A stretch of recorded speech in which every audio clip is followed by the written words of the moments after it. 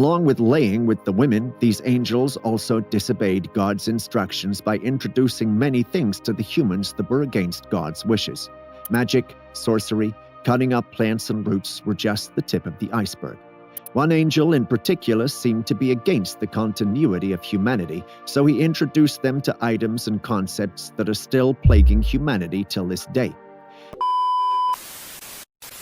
Welcome back to the channel, or welcome to the channel. My name is Eutychus if you are new. So without wasting any time, let's get to the video. Let's take a look at the angels who betrayed God. The beginning of this dark tale starts somewhere close to the beginning of time. Adam and Eve have been banished from the Garden of Eden and have been forced to come to terms with the harsh realities of life outside God's embrace. Notwithstanding the crushing blow of losing one child due to the callous jealousies of the other, the family grew and eventually so did mankind. Cities rose and prosperity became the order of the day. Perhaps more importantly, God was still with them. He was with them so much so that he instructed a group of angels known as the Watchers, sometimes known as the Grigori, to oversee the development of the humans down on earth.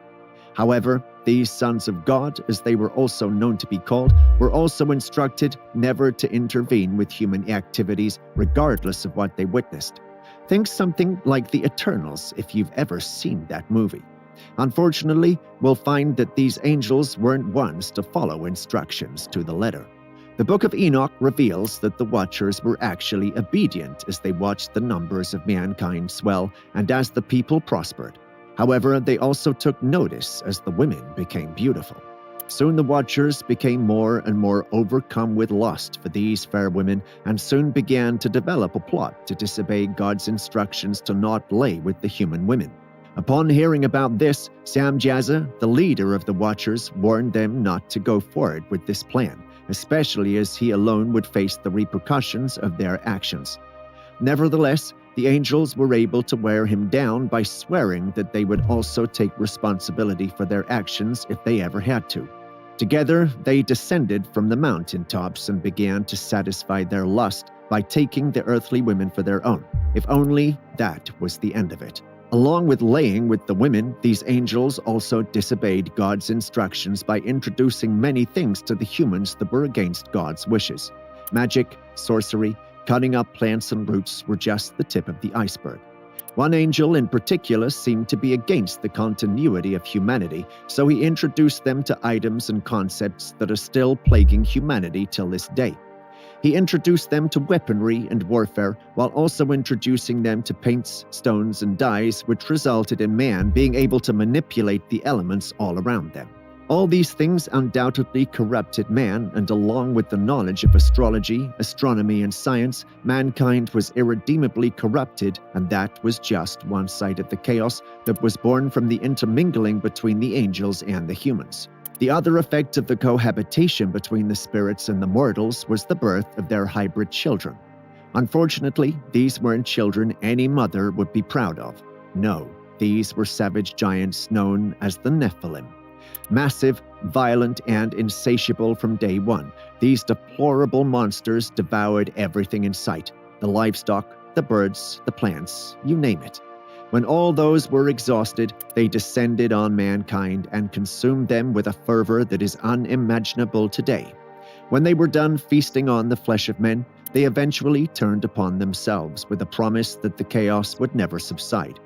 As you can imagine, even the earth cried up to the heavens, and luckily, someone heard these desperate pleas. The archangels Michael, Gabriel, Uriel, and Raphael looked down to earth and witnessed the atrocities that were still ongoing. Disturbed, they reported these troubling events to God and placed much of the blame on Azazel for introducing many disruptive elements to the humans. In a bid to restore order to the world, God gave the following orders to his archangels. First, he instructed Uriel to seek out Noah, the son of Lamech, and the great-grandson of Enoch, to shield himself from the events of the world and inform him about the apocalyptic flood that would wash away the sins of the world and how he and his family would survive such a cataclysmic event. Next, he instructed Raphael to bind Azazel and cast him into the darkness that is the desert called Dudael, a wretched realm where he would spend the rest of eternity. Some believe that he's still there to this day. Following this, God instructed Gabriel to destroy the Nephilim by turning them against each other until they killed themselves off. And finally, he instructed Michael to inform Samjaza that all the Watchers and their children are damned for eternity and would be slain for over 70 generations. After the death of their offspring, be it their angelic sons or the monstrous Nephilim, they would be locked away within the fiery lower depths of hell for eternity. While this was going on, God also instructed Enoch to relay this message to the Watchers, despite having already informed Archangel Michael to do so. This has been translated to be a move by God to inform the Watchers that they are now regarded to be lower than the humans in his eyes. Having relayed this message to the Watchers, the fallen angels begged Enoch to intervene on their behalf, especially as they could no longer ascend to the heavens, a damning sign of things to come. Enoch did pray till he fell asleep, only to be disturbed by a vision he was supposed to relay to the Watchers. Speaking in the word of God, he reiterated God's admonishment that they were damned forever. It is said that they would be bound to the earth for 70 generations and would remain there until the day of judgment, which is when they would be cast to the lowest depths of hell. In the true Enoch, Enoch is also taken through several realms of heaven. Upon arriving at the fifth realm, which is depicted as being the most unspectacular of the realms, he comes across the Grigori, a race of angels that were similar to humans, except that they were even larger than the Nephilim and had withered and silent faces. The book tells us that the Grigori are the Watchers, and upon inquiry from the angels giving him this tour, he learned that these were fallen angels who were deceived by a leader named Satanael. And just like the Watchers, they disobeyed God's wishes by taking women on earth and unleashing chaos amongst the humans. Interestingly, the leader appears to have more similarities with Lucifer than with Samjaza, especially as his story seems to include the great fall from heaven, just like the devil, and that Satanael also tried to ascend the heavens and raise his throne above that of God. Upon hearing this, Enoch tries to pray for them, but soon understands that they are damned forever. Even as the Grigori sang for God, it was no use. They were too broken to gain God's love. In conclusion, this dark tale serves to remind us that there was a greater reason for the great deluge that washed away iniquity from the earth, even from those that were made to serve God forever, and shows that God's punishment is swift and unwavering. Angels or humans, deviating from the words of God, have dire consequences, and although the Book of Enoch isn't considered canon, maybe it should be. Many might be served to learn of this frightening tale. Do you agree? Should more people be told about these fallen angels? Let us know in the comments section below. Very interesting video, and I wonder how many of you guys have ever read the book of Enoch before. I doubt there is a lot of you who have. I personally have not. I've just watched a few videos explaining what's written in that book. I've also done a few videos. You can go check them out if you're interested.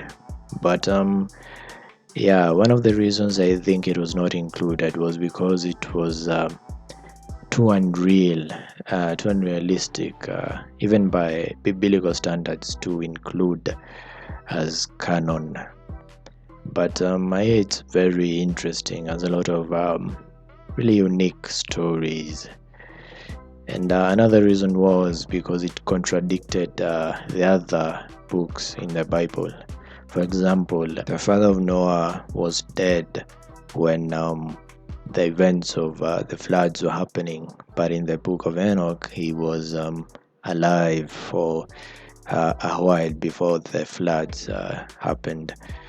But yeah, I'd like to hear your thoughts on this book. And another reason was because the description of heaven contradicted with the description of heaven in other books in the Bible, amongst other reasons. And yeah, I've always wondered about the story of Noah and his ark, and that story is a bit gruesome.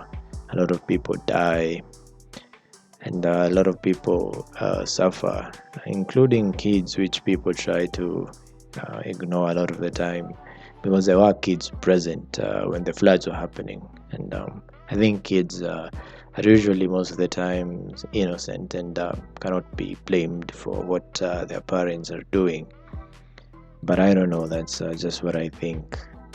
But yeah, do you think the book of Enoch should have been included in the Bible or not? And would you like to see more videos like these in the videos I react to?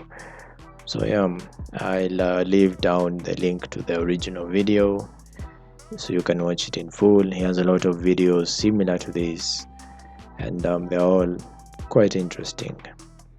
But yeah, thank you for watching, and see you amazing people in the next video.